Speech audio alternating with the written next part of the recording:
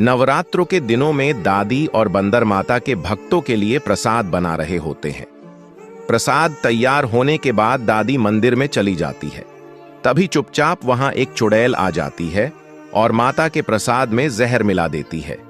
इन सब से अनजान दादी और बंदर भक्तों में वह प्रसाद बांट देते हैं।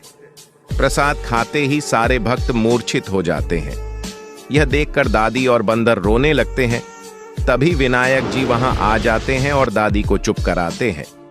फिर विनायक जी चुड़ैल को धूल चटा देते हैं और फिर सभी भक्त ठीक हो जाते हैं। फिर भी आपने लाइक सब्सक्राइब नहीं किया